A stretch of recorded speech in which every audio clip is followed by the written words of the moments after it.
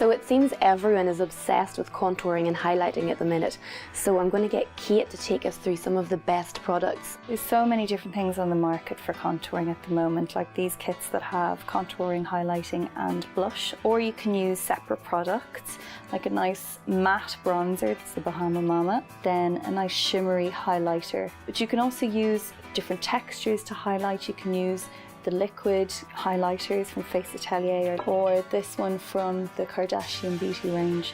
It's powder texture, but it's a little bit creamy, like a little bit spongy. Can you tell me the best brush to use for contouring? Basically you want something that fits nicely under your cheekbone. The F40 from Sigma has a nice angle on it, so it really blends the product so it's not too stripy. If you're working with maybe a creamy product, some of the Real Techniques brushes are lovely because they've got more control over the product. And then to highlight, you could just use your fingertip with some creamy products.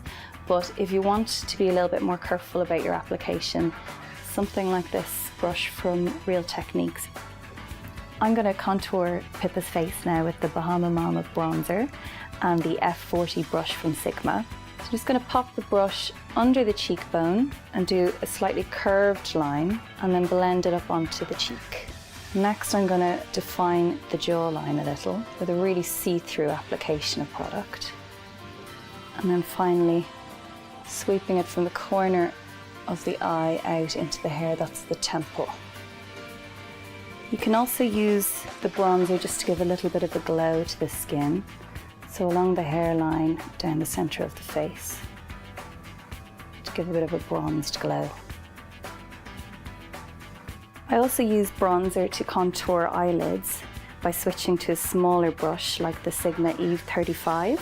Pop the brush at the corner of the eye and then just sweep it between the eyeball and the brow bone. So ignoring how the skin folds on the eyelid and just focusing on the bone structure instead. And we exaggerate the curves on Pippa's eyelids.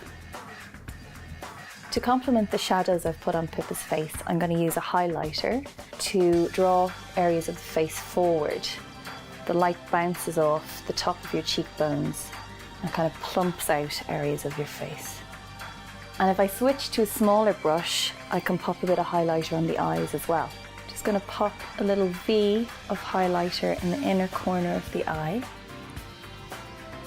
Pop a little bit underneath the brow, like a thin line, gets just a little lift.